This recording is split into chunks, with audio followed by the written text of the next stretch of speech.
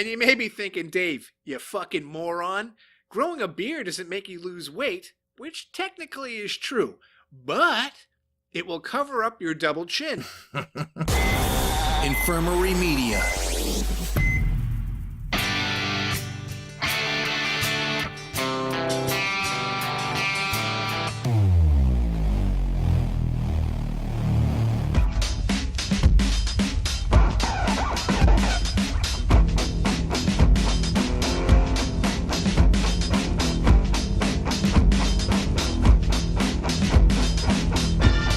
Now tuned in to the Selling Out Podcast. What it does is reaches into your brain chemically and locates your happiest memory chemically, and then locks onto that emotion and freezes it chemically, and then it keeps your happy.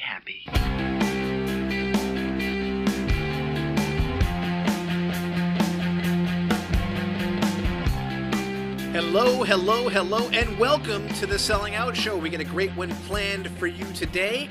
I am one of your hosts, David Schultz, and by my side is my good pal, Nate Gorzinski. Nate, how the hell are you? I'm good, man. It's winter, but we got a string of some warm days after a shitty cold spell, so I'm enjoying the warm weather. And people who, this is radio, so you can't see it right now, but Nate is in front of a green screen. And he is showing me the wind gusts heading our way and all the various temperature gauges and all that good stuff. Little smiley suns and, all that shit. And unfortunately, it's starting off not on a soggy note, but you do have some rain. Glad. Oh, excuse me. Did you guys just hear that? Yes. I've been drinking.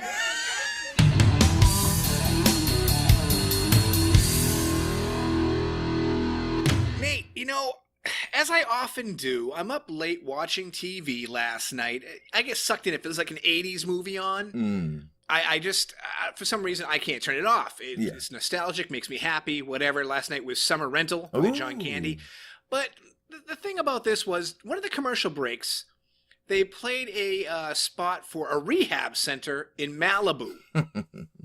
And this got me thinking, right? Yeah. Because when they show the commercial, everybody's happy. Right. They're getting massages, walks on the beach. I mean, it's literally like the happiest place on earth for drug addicts. Yeah, dude. It's like a retreat. Yes, thank you. A retreat. Yeah. And even beyond that, I was thinking like, okay, imagine if you had hee-haw and you mixed it with rehab, so we can call it hee-hab. The moment you come through the door, here's a balloon animal. Dude. But but the thing is, any of the listeners of the show would know that you have gone through many of these experiences yourself. Yeah. And I want to call bullshit. I want to call this commercial out. Do you know the name of this place? I can't even remember. It was Passages Malibu. Passages. Yeah. Passages Malibu. Oh yeah. Commercials are everywhere. Yeah, they're everywhere, not just on late night TV. Yeah. But what is rehab really like? Dude, well, I'll tell you, those commercials, man, it makes me think, well, are things changing? Should I go back to rehab now? Because, maybe they're all like this now. Same thing when you watch the intervention show. It's like they send them to these places with riding horses and hot tubs and all this shit. But yeah, it's not like that, guys. If you're thinking of fucking up and going to detox because you watched a commercial like this, let me just tell you, you're going to be disappointed, because most of them are, you're rooming with people that are pissing themselves or getting up and with the DTs in the middle of the night talking about bugs all over them, and the food's, pretty awful, and everyone's sick and miserable, and the places are dirty because they're not funded well. So don't go to detox thinking it's going to be like Passages, man. It's definitely false advertising, and the only way you're going to one of those places is if you have a lot of money. I don't think they're taking insurance. It's one of these places where it's like thousands of dollars a day to go, so you're probably not gonna have the best detox experience.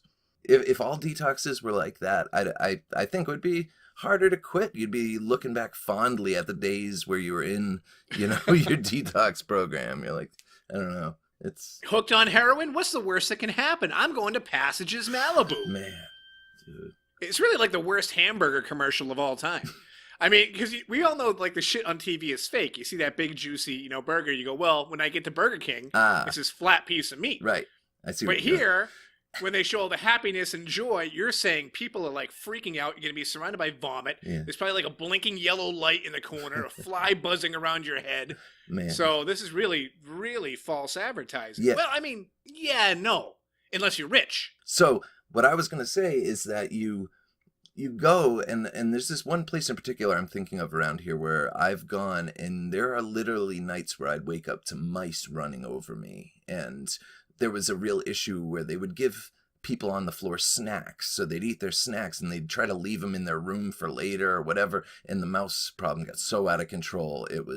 It's disgusting, man. And it's in a really rough section of Worcester, Mass. And it's just, everything's just awful there. And there's cockroaches and mice and so that's the reality, folks. Reality is rehab is hell on earth.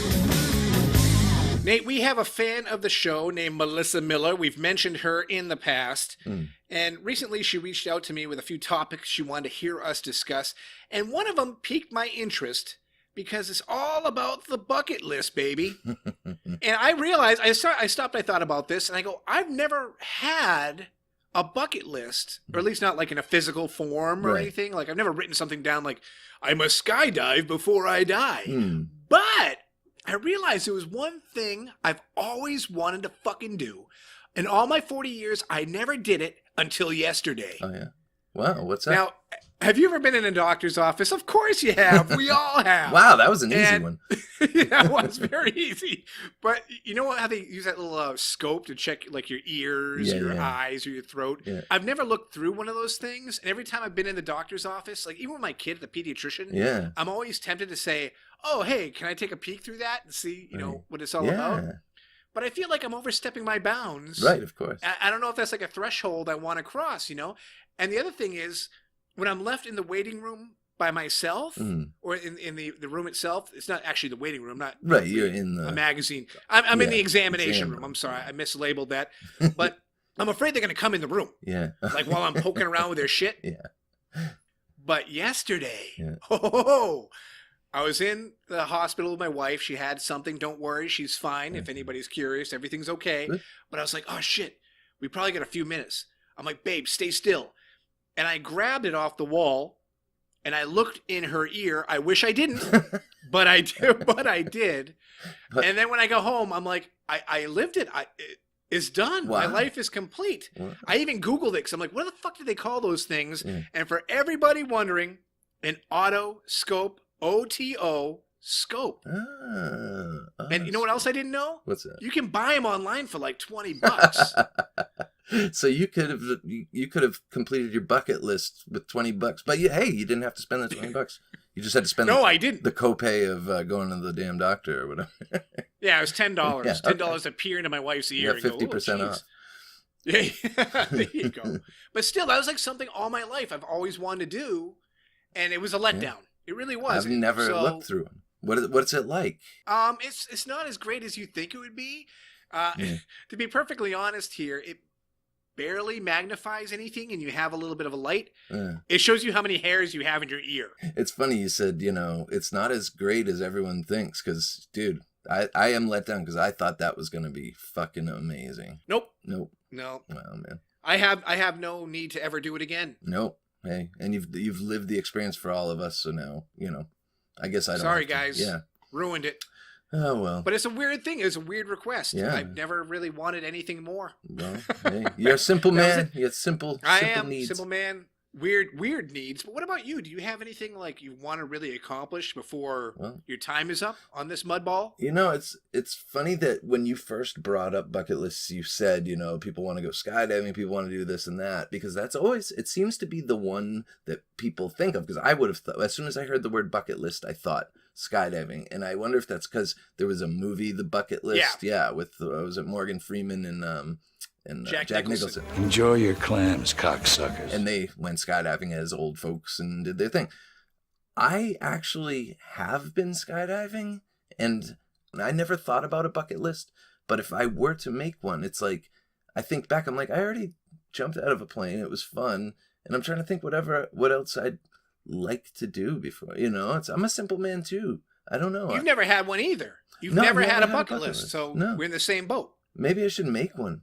But I think a better idea is to make a list of the things that you've done in your life that you're like glad you got a chance to do. You know what I mean? Mm-hmm. And yeah, it's positive to have goals in the future and make healthy plans that you really want to accomplish. But at the same time, I think it's also important because I'm thinking of a bucket list and I'm like, wow, yeah, I did. I went skydiving. I got to travel with my band with music and like do the tour bus thing and play in random states. That's something I always thought, you know, that I'm glad I did. Right. You know, a lot of things, traveled, gone to Europe, gone to just different places. And I don't know. I'm happy that I've done a lot of things. I don't know. I'm simple. The rest of my life I can kick back, bro.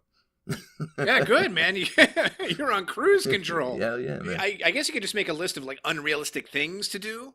You're like, yeah. I want to blow a rail of coke off of Queen Elizabeth's titties. Yeah, man. Something that would never happen, you know? I mean, Absolutely. I don't know what to do. I'm pretty satisfied too. So Yeah. to Melissa Miller out there, I apologize, but Yeah. bucket list? I want to play in a black metal band with the Dalai Lama. Yeah. Get him to wear corpse paint.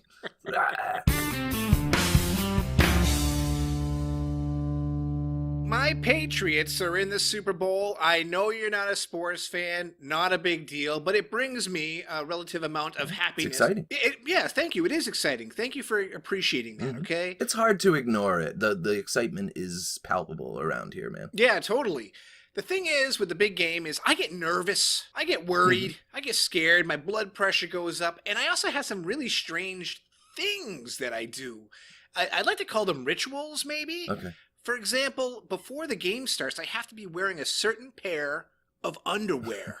Your lucky Superman underoos or something. Well, funny you should say that. They're Captain America to fit with the Patriots theme, but you're not that far off. But even my socks, if I'm wearing socks that might be the color of the opposing team, oh, hell no.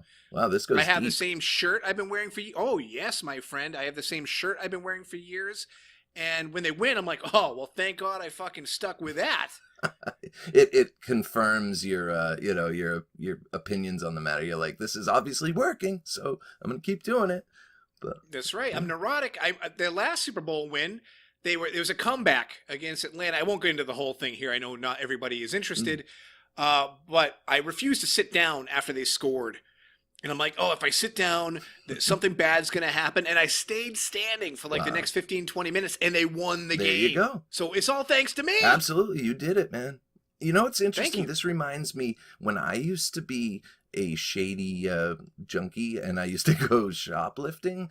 If I were, because to support my habit, which is embarrassing, but it is what it is. When I used to go, I would, if I had to take a leak or whatever and use the restroom, I would never go before I went in the store. And now, mind you, if I had been busted, I would have been having to piss like while the whole process of arresting me is going on. Right. Something in me thought, if I don't go before I go, it was one of these ritual things where that was always my weird little voodoo. That is strange ritual. because you think the whole experience would be like enough to kind of stress you out that you really want to hold that in and have to take a leak while you're in the middle of stealing something. Right. But it gave me the incentive where it's like, hurry up and get this done so true. you can go to the bathroom. That's kind of how I looked at it. True. Well, do you have any other behaviors that might be considered, besides my little superstitions there? Because that's really what that is. Yeah, and I know it's all superstition. Yeah, I have a few things that I do. I don't know. Again, I don't want to self-diagnose myself and say like I'm neurotic or I'm cuckoo or anything. But it's the ways or things that I use to cope and feel better. What kind of techniques do you have? Well, I mean, they're kind of circumstantial. You know, it's one of these where I do the thing where I've mentioned this, I think, on other episodes, where if I throw something at the waste paper basket and it gets in, then I'm gonna get whatever I, am at the moment that I desire, whatever it is. And so I've got a lot of those. I don't know, man. I've got weird tics. I'm trying to think of them. There's so many of them. It's hard to like pinpoint because my whole life is a series of these like weird, almost Tourette style tics of like little rituals. Whether it's I don't know. I sound like a total freak right now, but it's all stuff like that. If I get to this stoplight before it turns red, then this and that, and it's more that type of stuff. Well, you're worried about sounding a little freaky, but a lot of people have the same issues. I mean, one that I do is if I have a negative thought or I think something bad, I poke myself in the chest like really hard, really like bang, bang. And I try to do it when no one else is around, but sometimes if I have that negative thought creep into my brain, I can't help it. I got to do it in front of other people, and they go, "What's the matter with you?" And I'm like, just something hurts in my chest, or I had a little bit of heartburn or something. But the way this all came about is it's like an unspoken language between me and a higher power. And I'm not trying to say God per se or anything, but whatever, or even with fate itself, wherein blame me. Put my negative thoughts back on me and me alone, not the people who love me or people who care about me or even the people I may be thinking about and have those negative feelings at the time. Like, I am to blame, and hence poking myself in the chest like a fucking madman. This is deep shit, man. You think so? Crazy. Yeah, well, what kind of negative? What do you mean by negative thoughts? I'm confused. Okay, all right. Negative thoughts. Like if I think... someone I know, or like I always run these scenarios through my head wherein like, what if someone died? What if my mother passed away? Or what if, a horrible accident happened here? Or let's say I'm driving to the market and someone crashes into me. I mean, any kind of negative thing involving me, my family, loved ones, anybody, that would result in the poke. Yeah. I see. So it's like hypothetical negative things in your head. Yes. Yeah, thank you. Or like, gotcha. God forbid I get cancer. Or, you know what I mean? Or not even just me, like someone I love or whatever. I'm trying not to go too deep into it here. I got but you. You're like, you get the gist. Canceling out the jinx. Yes. You're like, I'm not jinxing myself. So, you know what I mean? I got you. I do worry about jinxes quite a lot. It bothers me. And I don't know why. I'm not like an overly... some things freak me out. Like a black cat, don't like it. Yeah. I'm like, fuck, a black cat just crossed my path. And not necessarily saying something bad happened or ever will happen. It's just like ingrained into my mind. Right. Like, shit. No, I hear you. Yeah, dude. And you'd hate being here because my house, I've got 3 cats that one of them's completely black and 2 others are almost all black. Ooh. So, yeah, I'm surrounded by bad luck cats. Ooh, yeah. But, dude, yeah, man, jinxing, all that stuff. I think it's funny that I laugh at religious people, or not laugh at them. Well, I do laugh at a lot of them, but I mean, I laugh at the beliefs more than the people, to be more realistic. But I end up doing all this weird voodoo shit like that. Like, like I'm big into that jinxes and like, I don't want to screw this up and like think the wrong thing at this. I don't know. I have those too, man. It's weird. I wonder how many people really do, or because, like I said, I often feel kind of nuts, so thinking stuff like that. But then I'll talk to somebody. Yeah, we're talking, and you're telling me you do. I wish people would write in and tell us either on our Facebook page or on our Twitter to just let us know if these pertain to them too. Well, they can. I'm really curious. There's an easy way to do so. How they could do it. You can follow us on Twitter at Selling Out Show. You can send us an email. sellingoutshow@gmail.com. We also have a phone number, a phone line here, 774-701-1993, and that's a message line, so I'm not going to answer. You don't have to worry about that. You can feel free to leave us a message and tell us anything you want to. And as Nate mentioned, we also have a dreaded Facebook page, but Nate runs that one. I don't touch it. Yeah, Facebook's my domain. Yeah. But if you look up, I do pop in from time to time, but if you look up at Selling Out Show 1, you will find the Facebook page. Hemp Bombs. Nate, we have a new partner in the form of www.hempbombs.com, the makers of a variety of CBD products.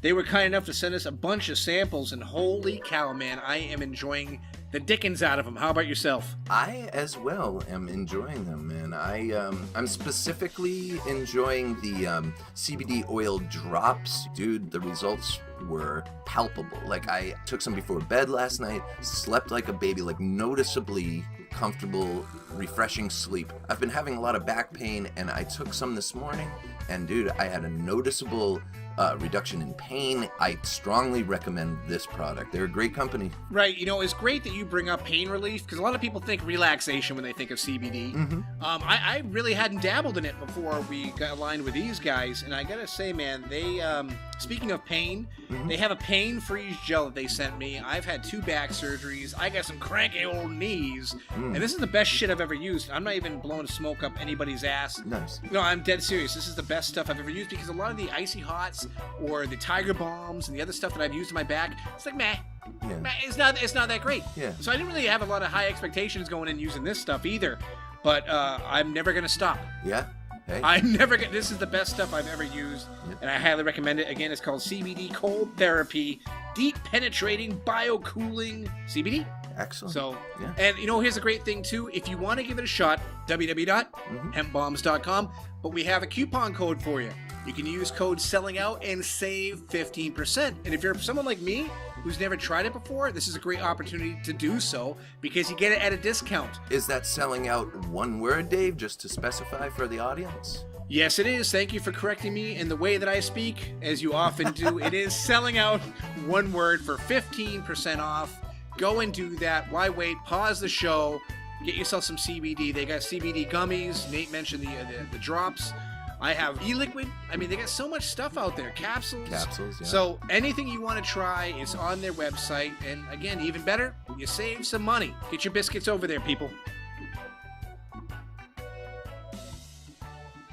Nate, let's talk about a dude named Damon. Yeah, man. So Damon Lindelof is a kind of controversial figure in certain circles. And I was bringing him up because it's interesting. I'm watching my favorite series for I believe I'm on my 4th and maybe 5th run through the series. Like, the show's The Leftovers on HBO. It was on HBO. It's already over now. It was a 3-season series and 28 episodes total.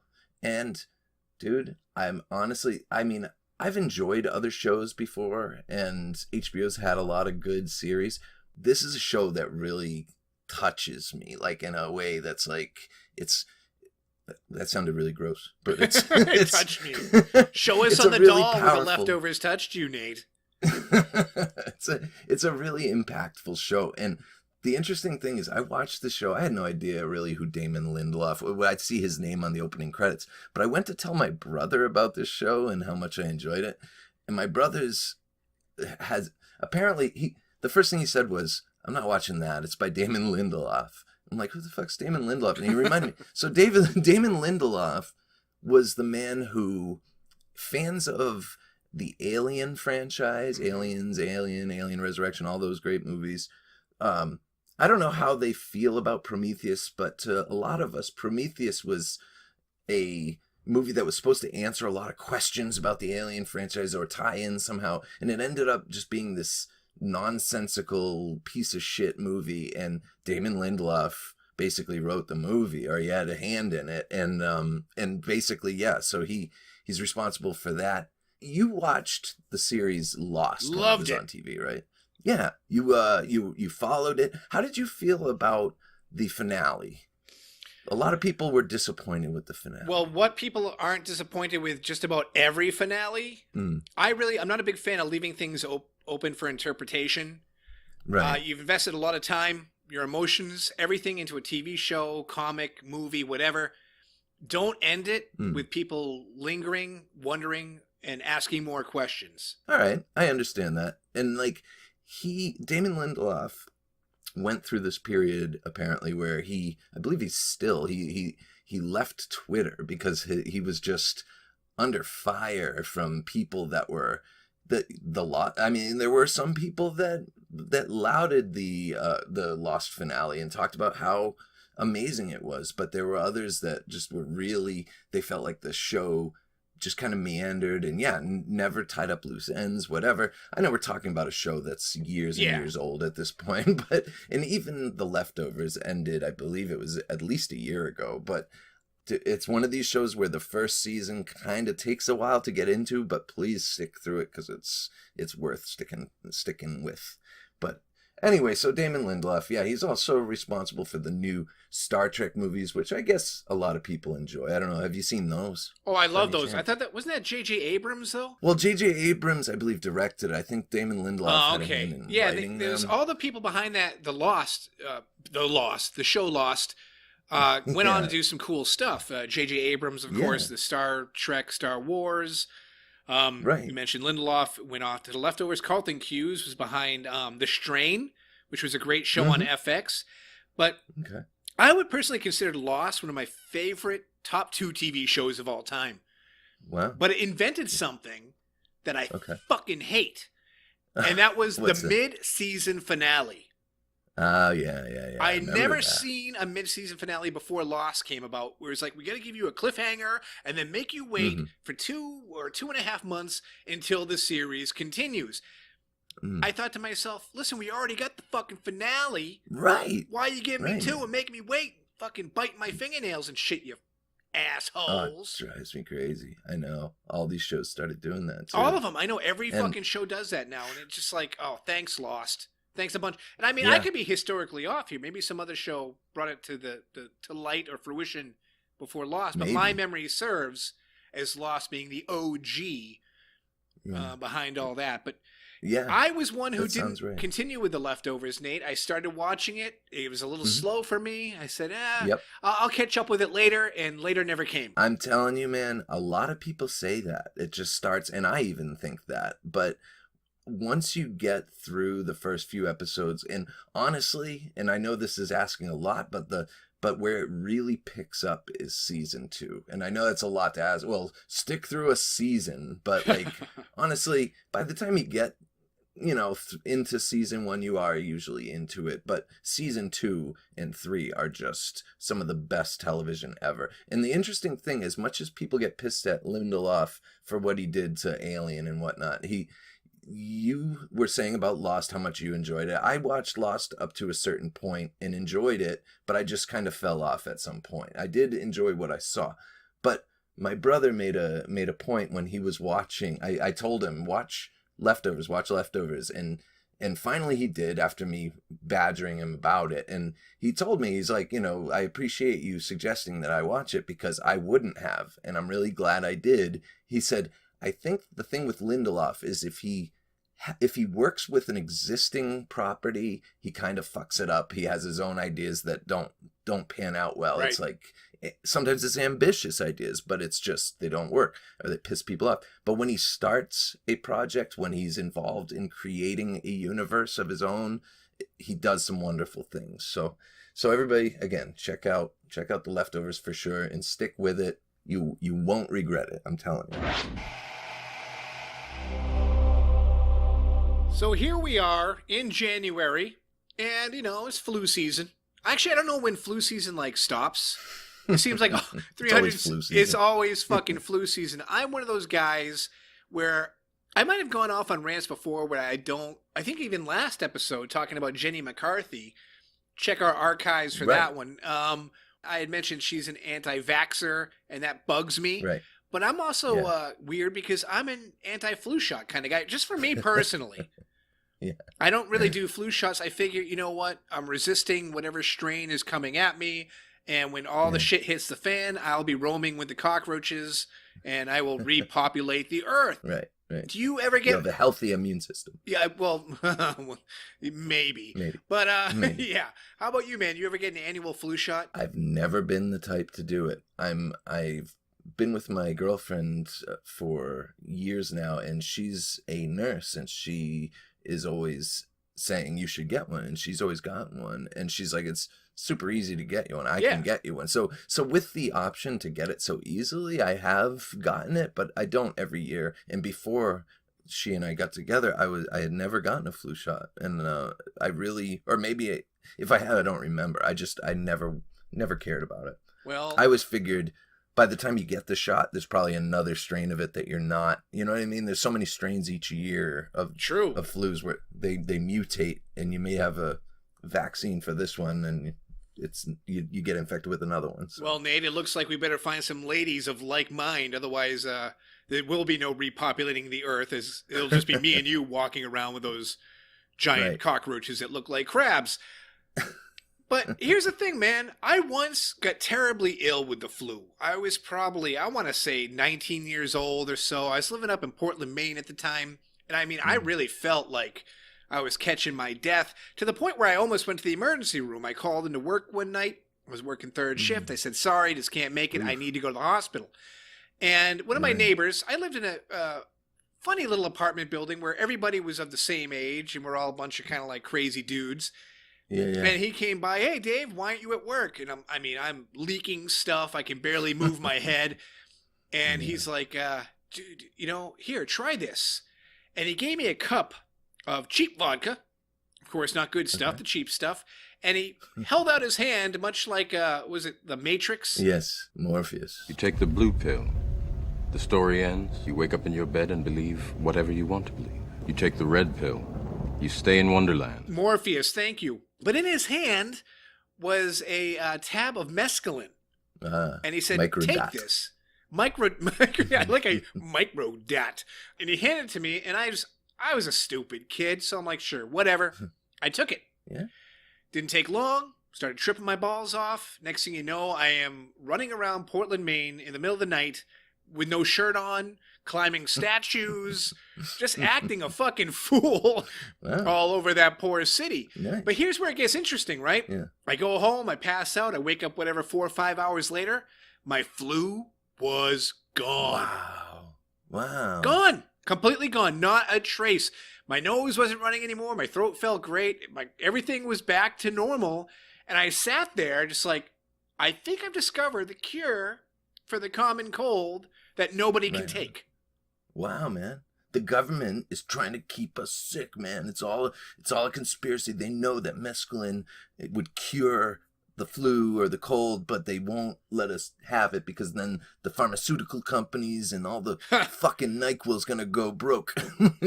It's all NyQuil. But in the same token, I wouldn't recommend it either because it is a tricky thing to do. Because I don't want anybody listening to this show running out, buying Zenka vodka, getting mescaline, and going, oh yeah, Dave said I'm going to be cured.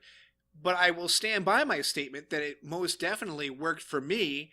And if you're going to do it anyway, try it when you're sick. But again, you wouldn't recommend it to a kid or an elderly person or someone whose heart or health couldn't take it. Yeah. But damn, bro, the fucking thing worked for me. And I've told people over and over again, all these years, it's been, 20 years, that that is the cure for the flu. So take your shot and stick it where the sun don't shine.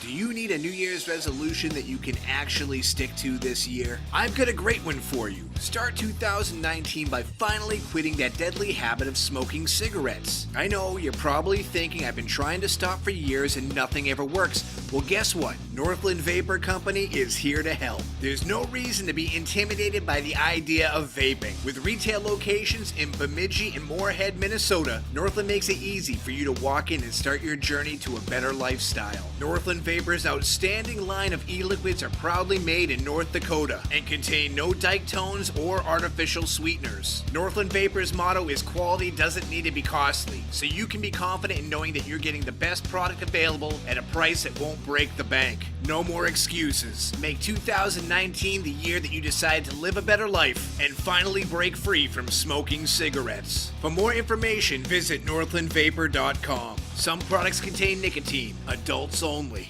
So back in the day, I remember being on probation, and it was a pretty strict probation. I think I was on the ankle bracelet at the time, where they call it house arrest, but you technically have to go to the sheriff's office pretty regularly for groups and classes and whatnot. And I still had a habit. I had just been put on probation. I knew I was going to get regular drug testing, and I'm thinking to myself, I'm fucked. I don't know why I even accepted this probation. I know I'm gonna fail my first drug test and go right to jail. Yeah, man. So anyway, I'm meeting my dealer one day, and I'm telling him, I'm venting to him about my whole scenario, and he's like, "Well, dude, I had a friend who was on probation, and all he did was he took a hammer and he whacked his little bone in his hand where below his pinky, like the one in the hand itself, and he cracked it pretty hard with the hammer, and it cracked, and he got a script for, I think he got Percocet, but he's like, at the time, they could only test for opiates as a category. They couldn't test for individual, Vicodin versus Percocet versus heroin. It was just opiates. So gotcha. Right? So if you had a prescription for opiates, you could get away with doing heroin. Mm-hmm. So he tells me this. And I'm thinking, this is crazy. Whack yourself in the hammer with a hammer. Like, how bad is my life where I have to mutilate myself to, to get away with this? But, that's just the tip of the iceberg for my craziness. But so I go home, and I get high. I'm sitting there high as a kite with a hammer, like waving it around over my hand, going, and I give it a little test swing. I'm like, I don't know how hard to hit. I probably should have just whacked it. I probably shouldn't have done it at all, really. But right. But still, it's like ripping off the Band-Aid, right? Just get it over with. Right. Just smack the shit out of your hand. Well, I took a little practice swing and just wanted to see how this was going. And dude, I was like, there's no way. It was just, I realized I couldn't do it. So I'm thinking, how can I get prescription for opiates? And I had a cracked tooth that was like a piece had broken off. And I'm on the bracelet, but if I was going to a hospital, you could get away with it, as long as you, had a doctor's note or whatever. So I go to the doctor and I tell him, look, man, I've got this pain in my tooth. And he looks and he sees the cracked tooth. And I'm like, I need something that, whatever, ibuprofen's not working, whatever. And he comes back with a prescription for Ultrams, which are non-narcotic pain killers. Right. And I'm like, fuck, I tried arguing with him, but there was nothing. He's like, well, you're just going to need to get the tooth pulled and blah, blah, blah. And he wouldn't budge. So I go home. Mind you, this is all the same day. I'm sitting there with a hammer. I go to the doctor for my tooth. I go home and I'm like, I need to do something. So I start punching a support beam in the basement of my house, which is like, I don't even know, like concrete, whatever it is. And I'm punching it until my hand swells up like a balloon. And I'm like, this has got to be cracked at this point. And I go back to the doctor. And luckily it was a different doctor. But, and I'm like, it looks like my hand is broken. I don't even remember what I told him. I did. Yeah. But he says, oh, yeah, that definitely looks like what they call a boxer's fracture, and I'm sure it's cracked. So they did an x-ray. It wasn't broken, of course, but he actually says, I'll give you a prescription for, because I think I told him I have a reaction to tramadol, because he asked me, do you have any allergies? You sly dog. Yes, and I had learned, and he goes, all right, right. Anyway, he writes me a script for Vicodin.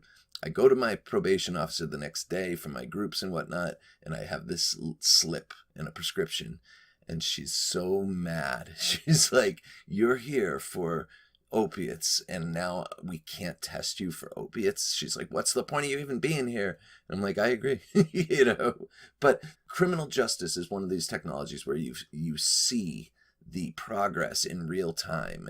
They are constantly up to date with evolving. Sure. So it's interesting. It's you were a man on a mission, and what I find humorous here, and I'm sorry to kind of laugh at your own predicament, but it's like you couldn't do it with the hammer. No. Yet you could punch the beam. Yeah. It was like inflicting damage on yourself was okay if you were going like Rocky style on the meat. Yeah. Well, it's one of these where the impact on the hands with the hammer, it's different than punching. When you're punching something, you just kind of get angry and punch, but when you're swinging a hammer, you could say, well, why don't you just get angry and swing the hammer? It's like, because the thing I'm hitting with anger is myself, is my hand. So it's just, I don't know, there's something inside me that hesitates. Like, don't do it. But when you punch something, it's just a lot easier to kind of, I don't know. It took a few hits. It makes sense. You're right. What you just said makes a lot of sense to me now that you said it. Yeah. But hopefully nobody finds themselves in that predicament. Don't do drugs, now, hopefully kids. Not. Yeah, you don't do drugs. Message from Nate Gorzinski. No pot, no pills, no crack, no smack, no coke, no exceptions. Yeah, smack is whack. Dave from the Selling Out Show here to tell you about Spunk Lube. Spunk Lube is a multi-award-winning lubricant used by professionals in the adult film industry. Spunk is available in hybrid, pure silicone, natural, and pink. Spunk is made with the highest quality ingredients and is non-staining, hypoallergenic, and cleans with ease. Enhance your love life with Spunk. Right now, Spunk Lube is buy 3, get 1 free. There's no excuse not to give it a try. Spunk Lube, a high-end product for an affordable price. Visit spunklube.com today and you can thank me later.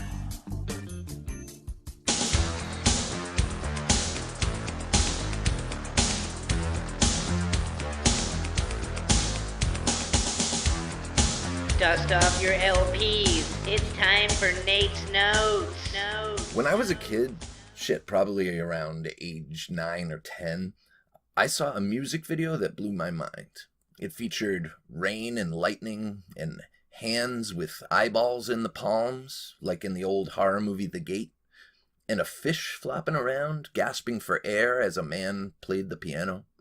At the end, the guy walks away from the piano, and the piano explodes. Even if the song didn't grab me, which it definitely did, I couldn't help but love the video's weird imagery at my young, impressionable age. That video was for Faith No More's breakout single, Epic. Their next video was no less weird, with more hands with eyes, a weird skinless head, and more fish. But this time it was the fish that exploded, not the piano. The singer of this weird band was wearing different outfits throughout the second video for the song Falling to Pieces, including a sort of Clockwork Orange-inspired thing, and sometimes a blood-spattered set of doctor's scrubs. Again, the song definitely grabbed me, but the video was the cherry on top that maybe stuck in the head of a kid with an appropriately short attention span for my age. The album that contained these two singles was Faith No More's third album, The Real Thing. It became the second CD I ever owned. When their next album, Angel Dust, was released, I remember my brother getting it, and we listened to that album so much it's crazy. I still think it's not only one of my favorite Faith No More albums, or definitely my favorite Faith No More album, but one of the best records I've heard, period. It had a lot of atmospheric synths, their trademark pounding, almost tribal drums, and it was the last full album to feature Jim Martin on guitar. Jim Martin with his psychedelic, almost classic rockish guitar playing, his super curly, frizzy mop of hair that concealed his face, along with usually a beard and some dark glasses. Sometimes the guy would wear 2 pairs of glasses at once. It's like it was intentionally concealing his face. I barely know what he looks like now, and I've been a fan since like 1989. Strange dude. Anyway, Faith No More kept going without Jim, and while their sound changed somewhat after his departure, the main songwriters have always been their bassist and keyboardist, so they were able to keep Faith No More going. They broke up for a long time after their 1997 release, humbly titled Album of the Year, and save for a couple one-off performances here or there, they remained split up until releasing the album Soul Invictus in 2015, and I got to see them on tour after an almost 20-year drought. They're still great live, by the way. An interesting thing about Faith No More is that their first 2 albums featured Chuck Mosley on vocals, and they did release a few singles, but they never really broke through until 1989 when they released the aforementioned The Real Thing with new singer Mike Patton. While their material with Mosley is great, Patton just had a vocal range and stage persona that brought them to another level. The Real Thing only hinted at what he could do. When they released Angel Dust, his talents were more on display with that album's more experimental nature. But in Patton's subsequent career, even Angel Dust seems tame and rather reserved. One night as a kid of probably 13 years old, I was listening to my local college radio station, and I heard a song that I would have sworn was Faith No More, but more chaotic in nature. I definitely recognized Patton's voice, but I owned everything Faith No More released up to that point, and I had never heard this song, with a chorus refrain of "Love is a Fist." Not long after that, the mystery was solved when my friend Mike asked me if I had ever heard the band Mr.Bungle. He explained that it was a band that Patton also sang in, Actually, it was the band that Faith No More recruited him from. Mike recorded a copy of the Bungle album onto a blank cassette. The old days, you know. And there it was on side 2, Love is a Fist, Mystery Solved. That first major label Bungle release was pretty out there, especially for the time. It jumps from ska to heavy metal to circus and calliope music. There are weird time signatures and subject matter ranging from a song about a dead pet dog to an ode to porn stars. It was a dizzying listen for a kid my age at the time, and truthfully, it took me a while to really get it. Bungle continued to work together even as Faith No More were doing their thing, and the second Bungle album, Disco Volante, was an even more challenging listen than the first album. There were a lot of spacey electronics and free jazz added to the mix. Again, it was one of those things that took me a while at my age to fully grasp, but by then I was smoking pot and doing acid, so I warmed up to it a little quicker this time. In 1999, Bungle released what would become their final album, California. It still does a lot of experimental jumping from style to style, and it's by no means a radio-friendly release, but it may be their most cohesive and linear album. The whole thing has a kind of beach vibe. There's a lot of surf rock and Beach Boys-style vocal work, but then all of a sudden there's a weird song that sounds like punk rock meets traditional Turkish music. It's still got the trademark Bungle weirdness, but it's a good introductory album for someone who wants to check them out, but isn't quite ready for the artsy journey that is Disco Volante. I have a lot of good memories surrounding the California album. I remember the first time I heard it was on a trip to the beach with a car full of friends who were as excited as I was to hear the new record, and it fit the aesthetic of our coastal excursion perfectly. In 96 and 97, Patton released a couple solo albums that confounded us as listeners even further. Nowadays, as a more mature appreciator of music, I can understand the desired effect of some of this work, but at the time, it was weird to hear an album of a dude like shrieking into a microphone or just breathing heavily or whatever he was doing on any given track. He wrote a little foreword on the first album, Adult Themes for Voice, that he recorded everything in various hotel rooms while on tour with his other bands. Often just sitting with a 4-track Porta-Studio and a microphone in his hotel bathroom or whatever. These solo records and a lot of his work with jazz pioneer and saxophonist John Zorn on projects like Moonchild and Weird Little Boy are at the most challenging end of the spectrum. Not easy listens by any means, but they are interesting experiments with sound, in the vein of maybe John Cage or Karl-Heinz Stockhausen. So I've already mentioned like 5 projects that Patton has been involved in, counting the solo output, and that's maybe about half the projects he's done. He released a sultry trip-hop project with Dan the Automator and Jennifer Charles called Lovage, who released an album and toured together.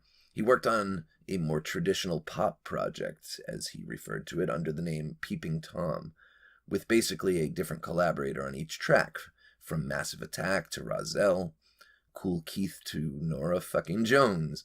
Being a, quote, pop act, Peeping Tom is probably the most accessible thing he's done, aside from Faith No More, although Lovage is pretty comfortable to listen to. On the heavier side of the musical spectrum, there was a period in time where hardcore math rock pioneers, the Dillinger Escape Plan, found themselves without a vocalist. And so Patton collaborated with them and put out their best record, in my opinion, called Irony is a Dead Scene. And speaking of heavy, Fantomas is a super heavy artsy project he started with Buzz Osborne from the Melvins and Dave Lombardo from Slayer. Fantomas have quite a few releases at this point, including an album of covers of movie scores from Rosemary's Baby to Cape Fear. And while on the subject of cinematic music, Patton also worked with a 40-member orchestra doing covers of 50s and 60s era Italian pop music. Because, oh, didn't I mention Mike Patton is also fluent in Italian? Why wouldn't he be? The dude does it all. I could go on, and I kind of have already. It's hard to discuss this dude without it starting to sound like just a long list. But it's seriously an impressive resume. And for as long as I've been conscious of music in general, I've always had something of Patton's to check out and ponder over. Sure, sometimes it leaves me scratching my head, but it's always thought-provoking. Dave, I think you had the solo albums before. I did. Yeah, when we were younger. And it was like... I think I had you steal them for me, and you really had to piss. Yeah. Yeah, I was shoplifting. Yeah, but I did. I was a big Mike Patton disciple, that's for sure. Yeah, we all were together, you know. Like, our group was pretty Patton-centric. Yeah, and I got a lot of great memories, starting with Faith No More. I remember seeing them, I want to say it was like on the Grammys or something. Yeah. And or the MTV Awards or something.